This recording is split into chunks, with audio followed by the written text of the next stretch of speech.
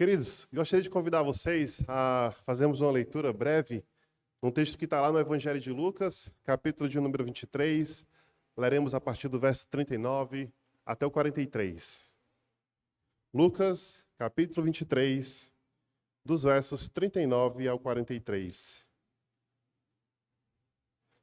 Eu diria que é uma porção até conhecida dos irmãos e bastante familiar na Igreja do Senhor.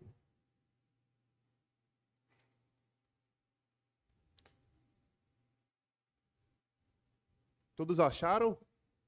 Lucas 23, a partir do verso 39, assim diz a palavra de Deus.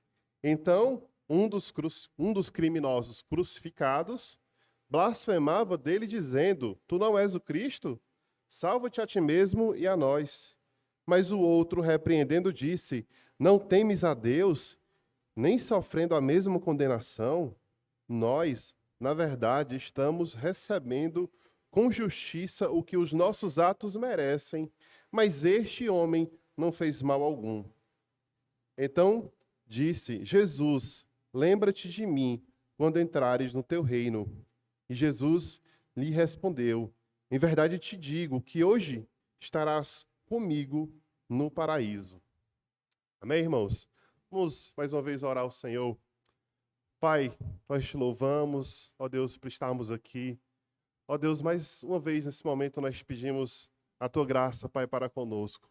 Já cantamos, já ouvimos também sobre a tua graça salvadora e mais uma vez vamos falar dela também. Nos ajuda, Pai, mais uma vez, ó Deus, ouvir e não apenas ouvir, mas fazer uma análise, Senhor Deus, a respeito daquilo que será dito. Nos dará a tua graça, que o teu Espírito Santo, Senhor, nos leve, Senhor Deus, para mais perto de ti. É o que eu te peço e te rogo em nome de Jesus. Amém. Meus irmãos, alguns pontos para serem observados antes da gente iniciar. Primeiro ponto que eu quero trazer para os irmãos é que apenas no Evangelho de Lucas, nós temos essa narrativa aqui entre Jesus e os criminosos. Nós temos esse diálogo. Nos outros evangelhos a gente tem uma menção, mas não é como está aqui no livro de Lucas. Aqui no livro de Lucas, o diálogo se abre para com Jesus e aqueles ladrões que estavam ali na cruz. O fato de Jesus ter sido crucificado não é algo que espanta. Por quê, irmãos? Porque faz parte do cumprimento da profecia.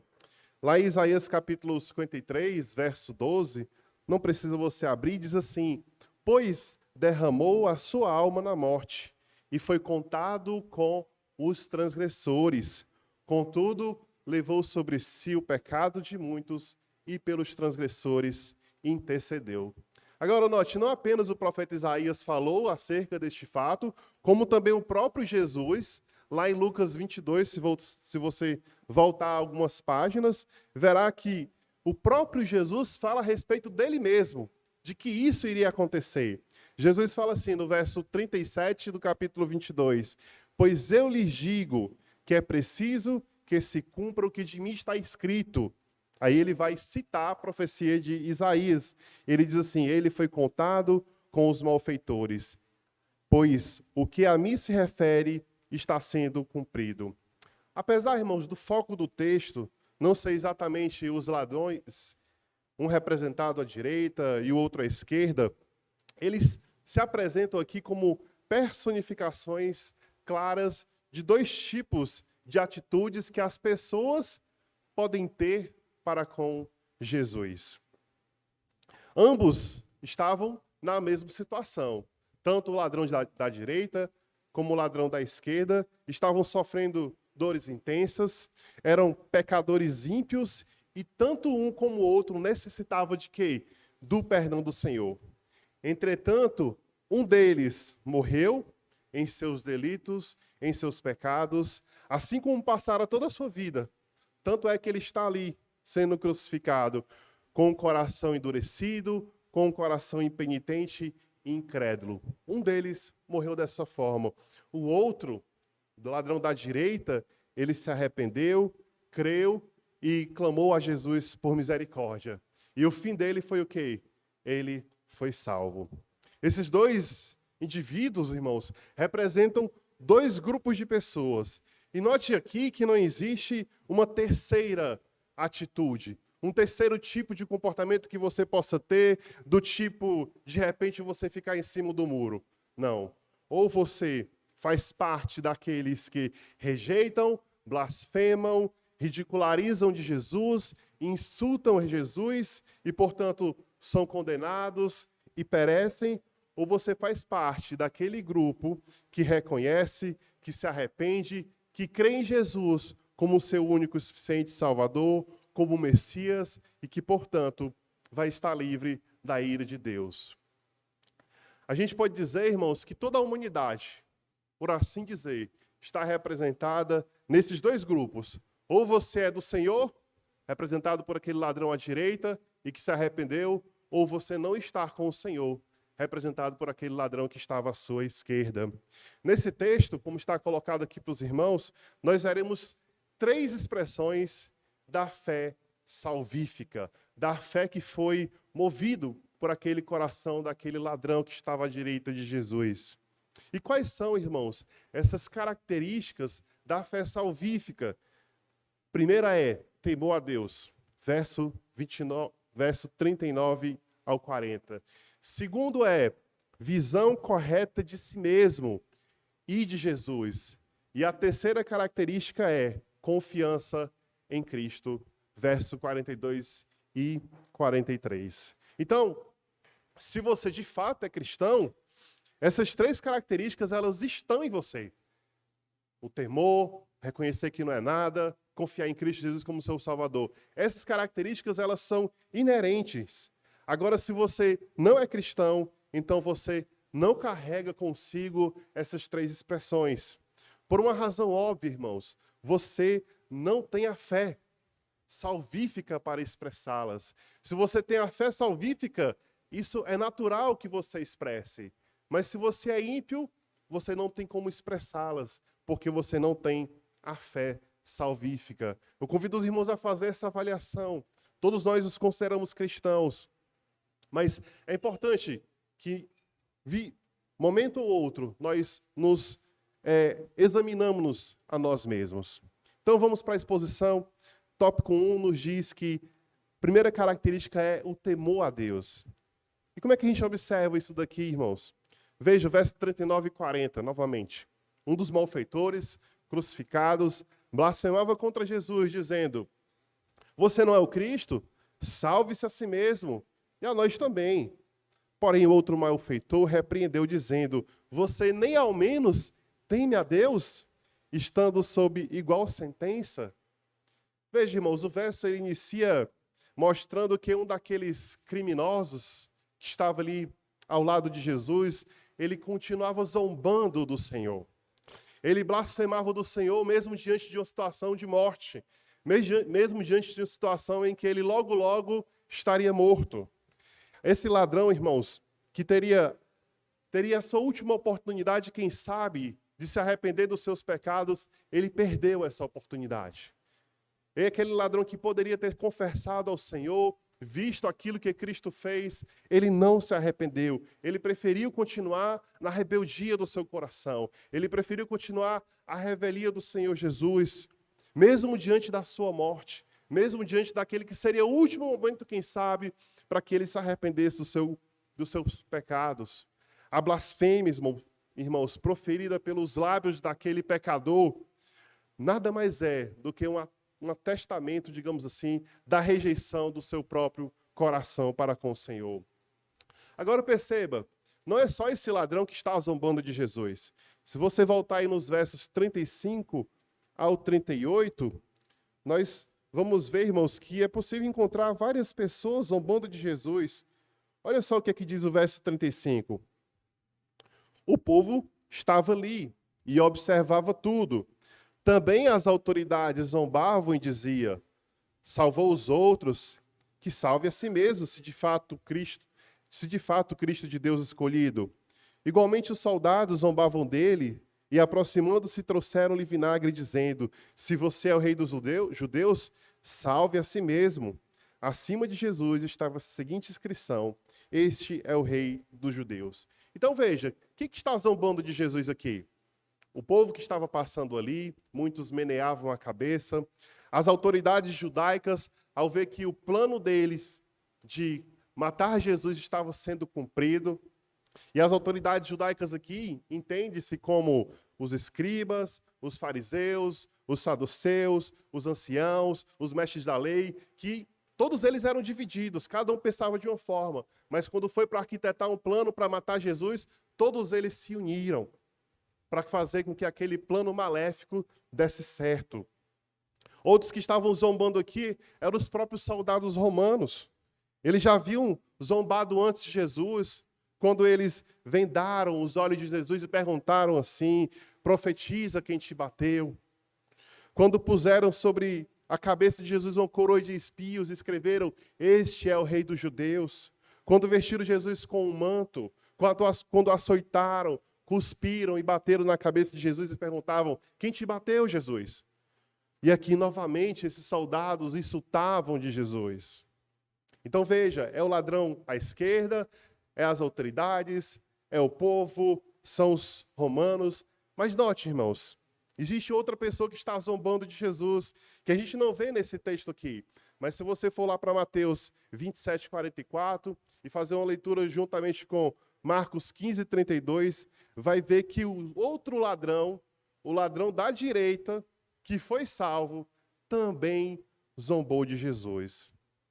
Então, a cena é o seguinte: Jesus está sendo levado para a cruz e todos, sem exceção, irmãos, estão zombando de Jesus. Todos ali estão unidos no mesmo propósito: zombar de Jesus, insultar de Jesus. Porém, no decurso daquela cena, à medida que aquela cena ela vai avançando, o que acontece é que um daqueles ladrões muda de lado. Ele percebe que o que está acontecendo ali não é uma condenação de um criminoso tal como eles, mas sim a condenação de alguém totalmente justo e que estava sofrendo uma grande injustiça. Ele, de alguma forma, cai em si. A gente não sabe exatamente como isso aconteceu, mas ele cai em si, se arrepende e começa a repreender aquele outro que estava ao seu lado, blasfemando de Jesus. Repare aqui, irmãos, que os ladrões tinham o mesmo estilo de vida, receberam a mesma sentença, estavam expostos à mesma circunstância, que era a morte de cruz. Disseram inicialmente os mesmos insultos, tanto o ladrão da direita como o da esquerda, mas apenas um deles se arrependeu e foi salvo. Porque o evangelho foi ocultado a um e revelado ao outro, irmãos. Nós vimos hoje aqui, porque a graça de Deus, ela é o quê, irmãos? Soberana.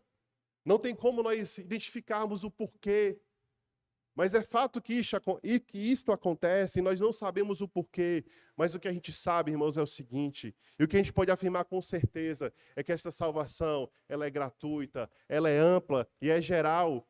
E está disponível a todos aqueles que chegam a Jesus em arrependimento e confessam os seus pecados e deixam, como aquele homem confessou os seus pecados. J.C. Ryle, um dos grandes teólogos do passado, diz algo muito interessante sobre este contexto aqui que nós estamos estudando. Ele diz assim: um dos ladrões foi salvo para que nenhum pecador se sinta desesperado. Ou seja, numa situação de morte, à beira da morte, houve salvação. Mas ele diz assim também: mas somente um, para que ninguém se sinta presunçoso. Ou seja, achar que todos vão ser salvos. Isso aqui é o que, irmãos? Graça soberana de Deus para com aquele ladrão da direita. O ladrão que foi salvo, ele é um símbolo claro daquelas pessoas que se chegam a Jesus em arrependimento, confessam os seus pecados e recebem a salvação. O ladrão impenitente, ou seja, o que não se arrependeu, por outro lado, ele é um símbolo de todos aqueles que ouvem, veem o evangelho, mas continuam a rejeitar a salvação. E não são poucos os que existem e que vivem essas práticas, irmãos. Mas veja, o que é possível observar neste homem que o credencia como um possível salvo? Nós estamos falando que ele foi salvo, mas por que, irmãos? Ele tem temor a Deus. Ele diz para o ladrão que estava blasfemando: por acaso você, nessa hora ele se dirigiu para aquele homem, por acaso você não teme a Deus? Por acaso você está numa posição de falar desse homem que está sendo crucificado? Aqui no passado nós já estudamos sobre temor a Deus, se não me engano, numa escola bíblica. E temor a Deus, irmãos, se vocês lembrarem, acho que vocês vão lembrar, é algo que é inerente de quem? Do crente ou do descrente? Do incrédulo ou daquele que crê em Jesus? O temor a Deus, irmãos, é algo inerente do crente. É impossível o ímpio lá fora ser temente a Deus. O crente que recebe um novo coração, uma nova disposição, ele passa naturalmente a temer o Senhor. Ele tem uma profunda reverência pelo Senhor. Ele tem um profundo apreço pelo Senhor. Ele tem um profundo amor pelo Senhor. Ele teme a Deus. Ele teme a Deus em qualquer circunstância, inclusive diante da disciplina. Ele teme ao Senhor. E isso aqui, irmãos, atesta que aquele homem, de fato, foi achado pelo Senhor. Aquele homem foi achado pelo Senhor porque ele temeu a Deus. Então, a primeira característica da fé salvífica é essa, é o temor ao Senhor. É saber que você está numa situação de dependência dele e de que você precisa dele para ser salvo. Mas antes de partir para o próximo ponto, eu gostaria de falar para os irmãos algo que é importante que seja dito aqui, irmãos. Veja, aqueles ladrões, eles estavam diante de um sofrimento terrível, diante de uma crucificação que era, a morte se tornava lenta, a morte se tornava dolorosa. E nós vimos que apenas um deles se arrependeu e o outro permaneceu no seu pecado e não mudou de atitude. Isso nos leva, irmãos, a uma conclusão. E que conclusão é essa? É que a adversidade, o sofrimento por si só, ele não pode mudar o coração de ninguém. Aquele pecador impenitente que permaneceu no pecado, mesmo estando diante da morte, ele continuou com o coração duro e continuou a escarnecer de Jesus. Por que eu estou falando isso, irmãos? Qual a razão de eu estar falando isso daqui? É porque é comum as pessoas acreditarem que em situações de sofrimento, de padecer a morte, por exemplo, como um luto, como um diagnóstico de um câncer, como uma situação de um acidente em que a pessoa está ali sob o risco de morte, é comum as pessoas acharem que aquela pessoa ela vai se arrepender. Exemplo, fulano passou a vida toda no mundo, fulano passou a vida toda na miséria, mas agora ele está no leito de morte, ele vai se arrepender, ele vai ser salvo. É ou não é, irmãos? Comum nós pensarmos dessa forma. Certamente. Isso acontece, irmãos? Acontece. A Bíblia aqui, essa narrativa é um exemplo claro disso. Mas o que eu quero que os irmãos percebam é que a gente não pode fazer de uma narrativa algo doutrinário. Em achar que todos aqueles que viveram impiamente, no seu leito de morte, eles alcançarão a misericórdia e a graça de Deus e serão salvos. Não acredite nisso, irmãos. A narrativa ela está aqui para mostrar que isso é possível, mas que nem sempre isso vai acontecer. Muito pelo contrário, irmãos. Veja, sofrimento por si só, ele não pode santificar ninguém. Tá certo? Pelo contrário, como eu estava falando, o coração das pessoas que viveram impiamente, que viveram uma vida de devassidão, nessas situações se torna, às vezes, ainda mais duro. É possível ser salvo, irmãos? É possível. Nós vimos, é graça soberana. Mas não confiemos que isso vai acontecer sempre, porque não vai acontecer. Vai ser o contrário. A tendência é esta pessoa que viveu impiamente continuar no seu pecado. Eu gostaria de exemplificar isso daqui com um texto que está lá em Apocalipse, capítulo 16. E aí os irmãos pensam, né? Quando nós somos levados para o livro de Apocalipse, é porque o negócio não está bom. E é exatamente isso, irmãos. Apocalipse, capítulo 16, verso 8, mostra aqui que é Deus mandando e exercendo o seu juízo naquele grande dia, na grande tribulação, onde Deus estará exercendo o juízo neste mundo e derramando a sua ira para com as pessoas. Imagine, Deus está derramando a sua ira, as taças da ira de Deus estão sendo derramadas sobre este mundo. O que você poderia imaginar daqueles que estão sofrendo terrível sofrimento? Veja o que a Bíblia fala. Apocalipse capítulo 16, verso 8. E o quarto anjo derramou a sua taça sobre o sol, e foi-lhe permitido queimar os homens com fogo. Então imagine, as pessoas estão sofrendo tamanho juízo, tamanho castigo. É de se esperar o quê, irmãos? Que essas pessoas, elas pudessem reconhecer. Nossa, realmente estamos sendo julgados. Realmente o Senhor é todo-poderoso. Realmente o Senhor é o Deus de toda a terra. Nós nos arrependemos. Mas não é isso que acontece. Veja o verso 9. Os homens foram queimados com grande calor. E o que é que eles fizeram? E blasfemaram contra o nome de Deus, que tem o poder sobre essas pragas, mas não se arrependeram para glorificá-lo. O quinto anjo derramou sua taça sobre o trono da besta, e o seu reino se fez tenebroso, e de tanta agonia os homens mordiam a própria língua. Mas eles se arrependeram? Verso 11. Por causa de sua agonia e de suas feridas, blasfemaram contra o Deus do céu e não se arrependeram de suas obras. Pule para o verso 21. E do céu caiu sobre os homens um pesado granizo. As pedras pesavam sobre quase um talento. E os homens blasfemavam contra Deus por causa da praga de granizo, pois sua praga era destruidora.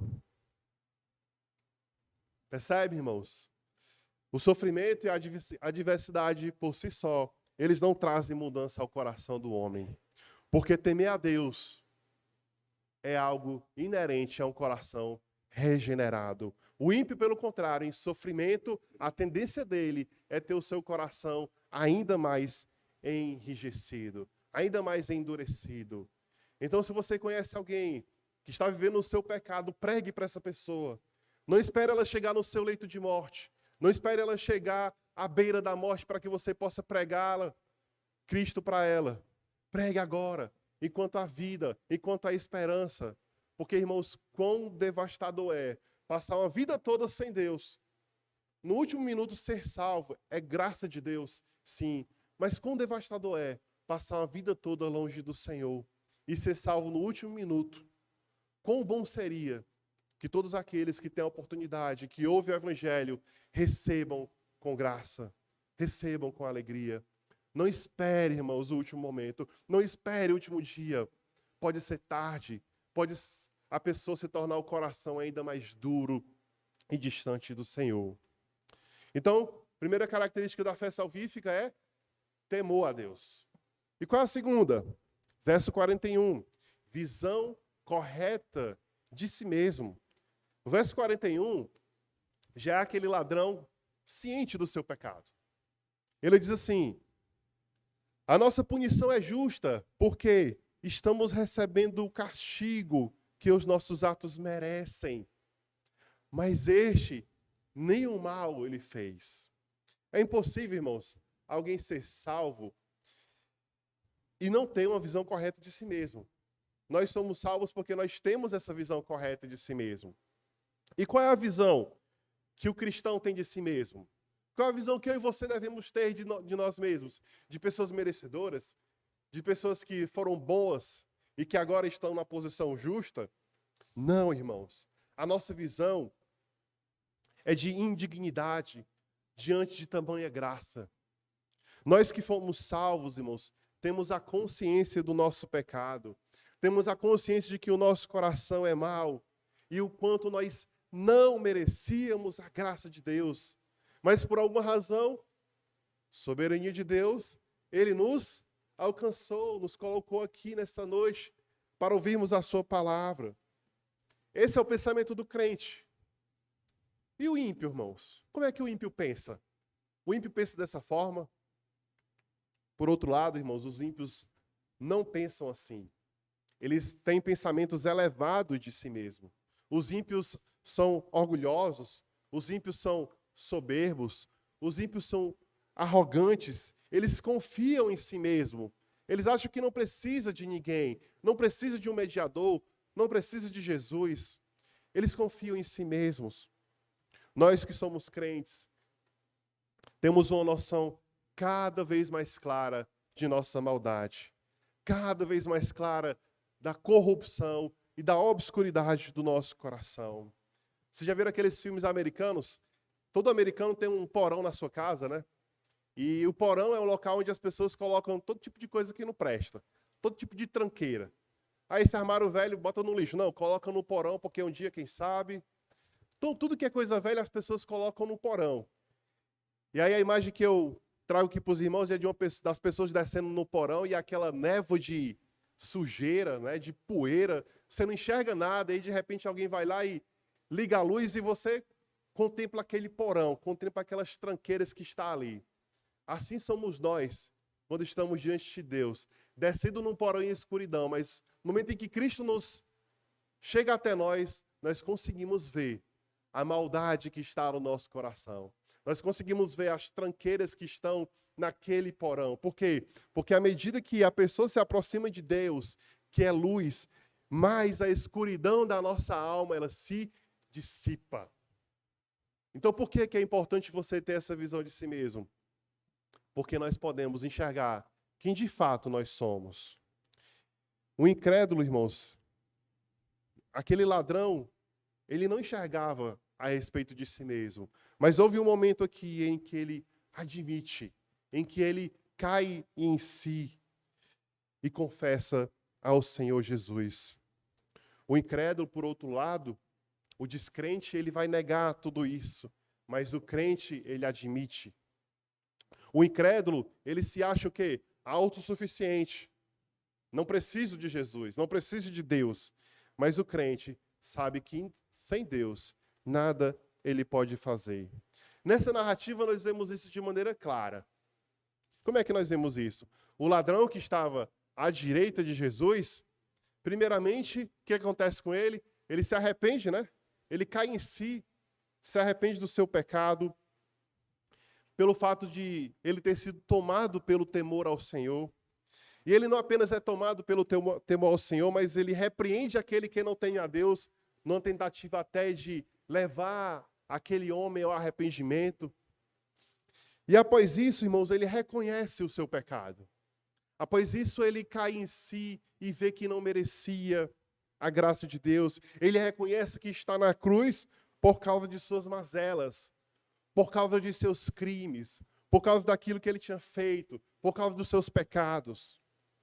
Ele não é aqui, irmãos, apenas esse ladrão, tá? Um larápio, ou seja, um batedor de carteira. Ele não é um ladrão tipo Judas, que recolhia parte do dinheiro e guardava na bolsa. Ele não é aquele ladrão que furta e dá no pé. Ele não é esse tipo de ladrão. Esse ladrão aqui, irmãos, ele é como Barrabás. Ele é um homem que assaltava a mão armada. Ele é um homem que matava para poder roubar. Ele é um homem que não respeitava a vida das pessoas. Ele é um homem que não respeitava a propriedade privada.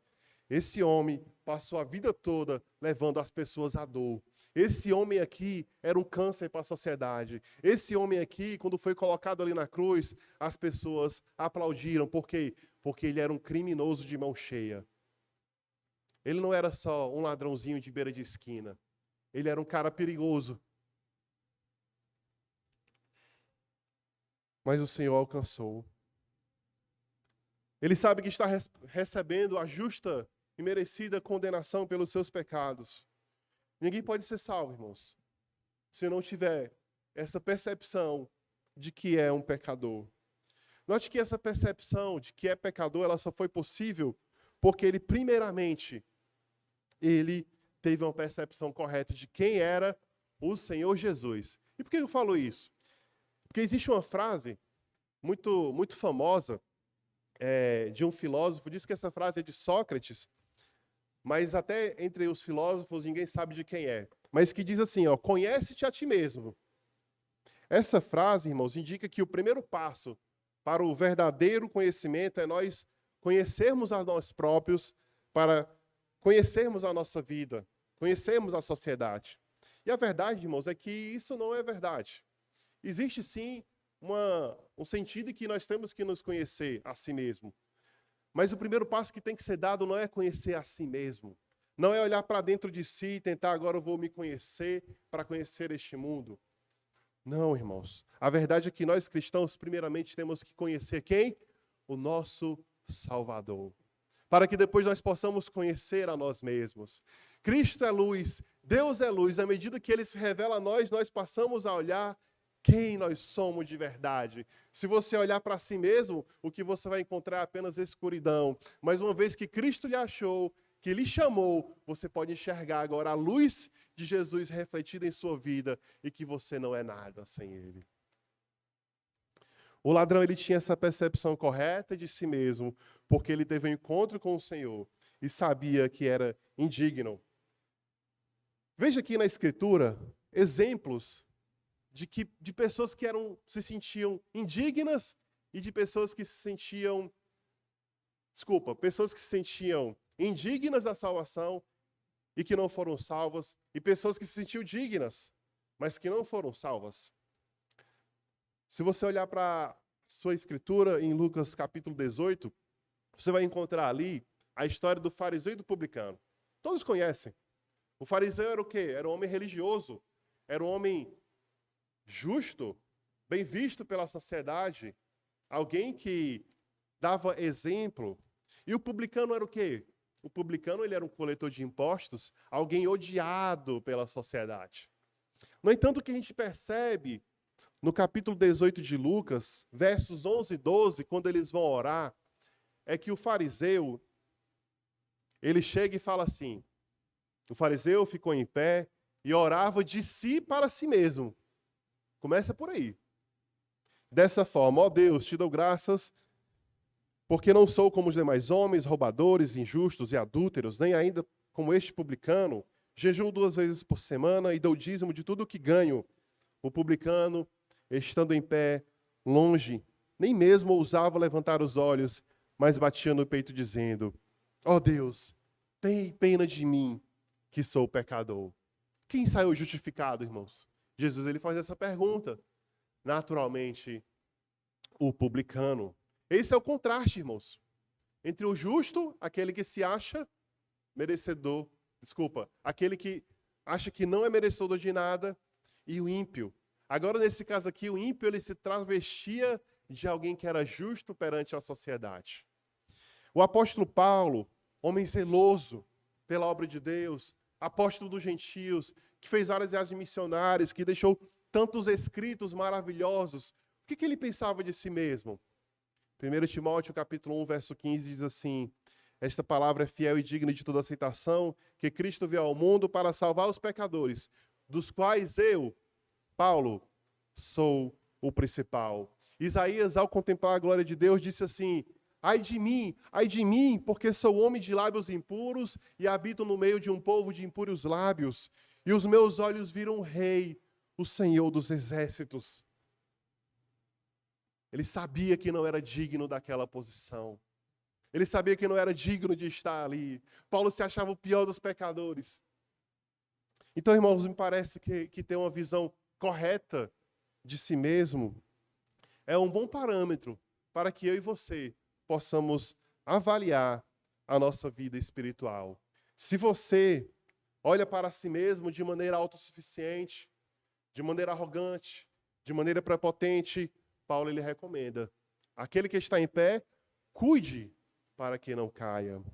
Se você tem se achado independente demais, do tipo, não precisa ir para a igreja. Ah, eu não vou para IBMS, ele só tem pecador. Ah, não, estou de saco cheio, eu vou ficar em casa, assistindo um culto online, ouvindo uma pregação online. Eu sou igreja, né? Essa é a moda, né? Dizer, eu sou igreja. Não, irmãos. Você não é igreja se estiver sozinho. Você é igreja se estiver aqui junto com o povo de Deus. É BD? Para que é BD? Eu já li a Bíblia mais de 10 vezes. Discipulado de jovens. Viu, jovens? Para quê?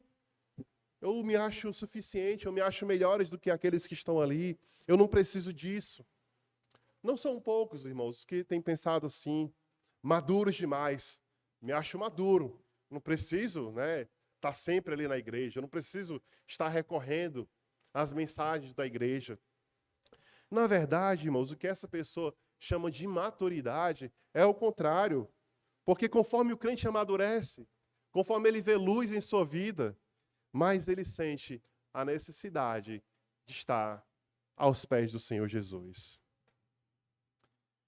Por fim, irmãos, uma última evidência da fé salvífica é de que aquele ladrão que foi alcançado, que viu que não merecia nada, ele agora confia no Senhor.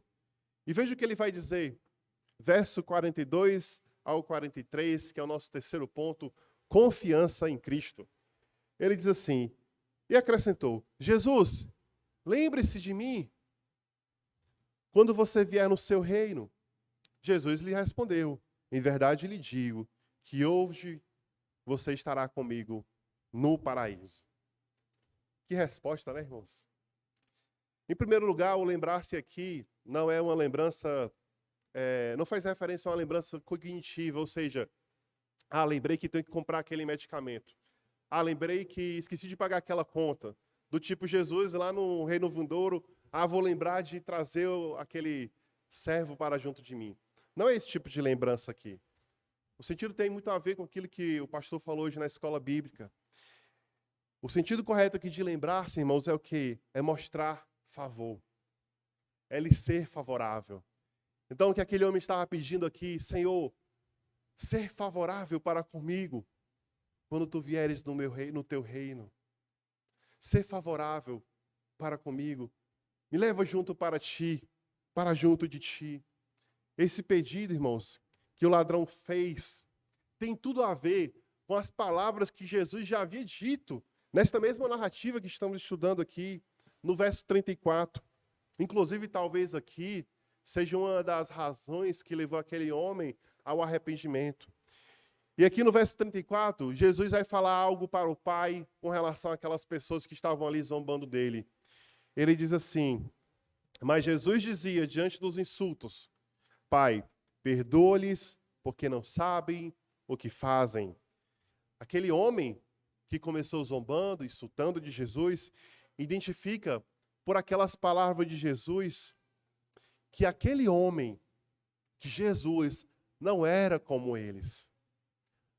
Aquele homem que ouviu as palavras de Jesus, Pai, perdoa-lhes porque não sabem o que fazem, notou, tem algo diferente nesse homem.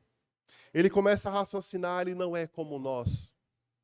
Ele é diferente. Ele mostra favor para com aqueles que o desprezam. Ele pede para o Pai que perdoa-lhes, porque não sabe o que fazem. Tem algo diferente nesse homem. Ele não devolve na mesma moeda.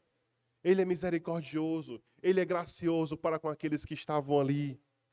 A reação dele não poderia ser outra. Ele reconhece Jesus. Lembre-se de mim. Mostra-se favorável para mim quando o Senhor vier no teu reino. Ele chama Jesus aqui de Salvador. Ele já sabia, irmãos, que Jesus era o Senhor da vida dele. Até mesmo porque ele fala do reino que viria. Ele sabe que esse Jesus aqui, ele é rei, porque ele fala do reino que viria. Ele compreende que está diante do próprio Filho de Deus. É muito provável, irmãos, e aqui a gente pode captar das entrelinhas, que aquele homem, ele conhecesse já parte do ministério de Jesus. Que ele conhecesse também um pouco das profecias lá do Antigo Testamento a respeito do Messias que viria e salvaria o seu povo. Então, nas entrelinhas, parafraseando o que ele está dizendo, é como se ele dissesse assim, eu sei que o Senhor é o Messias. E que é o rei, e que vai estabelecer a paz completa. Meus pais me contaram sobre o Messias que viria e livraria o seu povo do cativeiro romano, ou do subjugamento dos romanos, e que estabeleceria um reino de paz. Eles me contaram que viria o Messias e que salvaria o seu povo. Sendo assim, Jesus, que é o meu Senhor, lembra-te de mim quando vieres no teu reino. Eu não sei quando virá, mas eu sei que vai acontecer.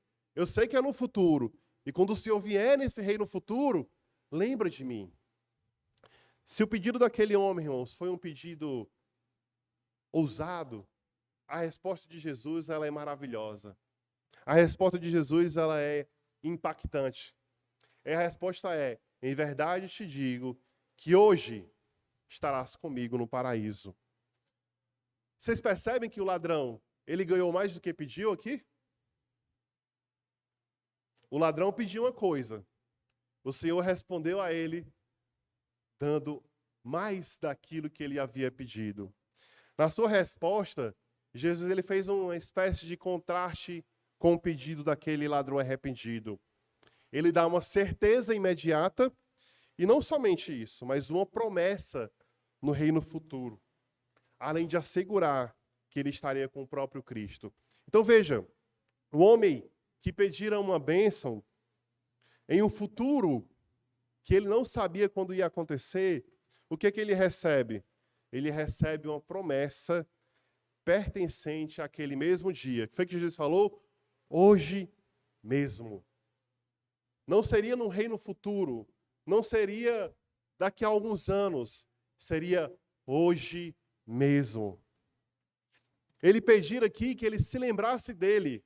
Senhor, mostra-se favorável para mim, naquele reino que vai acontecer.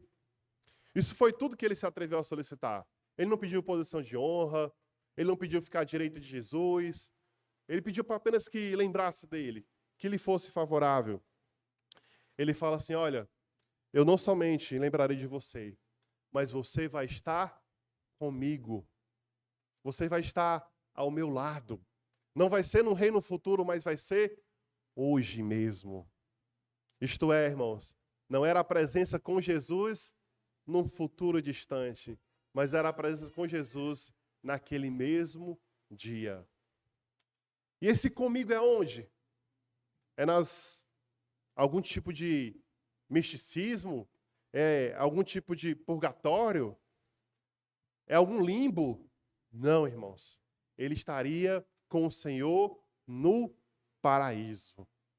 Nos céus que aguardam, aqueles que morreram com Cristo estão aguardando até hoje e até aquele dia em que ele de fato vai buscar a sua igreja. O que foi que aquele homem, irmãos, fez para merecer isso? O que foi que aquele homem fez para que, poxa, eu acho que mereça salvação? Aquele homem não tinha obras, aquele homem era um malfeitor, aquele homem, irmãos, não teve tempo para descer da cruz e de repente ser batizado, ele não tinha tempo para pagar suas dívidas, aquele homem foi salvo sem mérito algum. Ele foi salvo pela graça de Deus, sem obras pessoais, sem rituais religiosos, jamais foi batizado, não pertenceu a uma igreja, nem recebeu a ceia do Senhor, mas se arrependeu dos seus pecados e creu em Jesus como seu Salvador. Amém, irmãos? Queria deixar aqui duas aplicações, além daquelas que a gente já foi falando durante o sermão. A primeira, irmãos, ela decorre do seguinte fato: nós devemos ter cuidado com o arrependimento sem evidências. Nós temos visto por aí muitas igrejas que têm chamado as pessoas à frente para receberem Jesus, mas continuar vivendo nos seus pecados. Esse tipo de arrependimento não existe. O arrependimento sem evidências, ele não é arrependimento verdadeiro. Não são poucas as pessoas que têm sido apanhados nesse tipo de mentira, abraçados nesse tipo de mentira. Imagina que serão salvas, porque o ladrão arrependido foi salvo na hora da sua morte. Veja, essa narrativa, irmãos, ela não deve se tornar algo doutrinário e achar que todos vão ser salvos no momento do leito de morte. esquecem de que, se desejam ser salvas, tem que se arrepender, tem que ter mudança de vida, tem que temer a Deus, tem que reconhecer que não vale nada e confiar em Cristo como seu Salvador. Apesar desse homem ter sido salvo na hora da morte, não espere chegar a hora da morte para buscar o Senhor. Nada, irmãos, é tão insatisfatório quanto o arrependimento na beira da morte. Ah, vai ser salvo? Vai.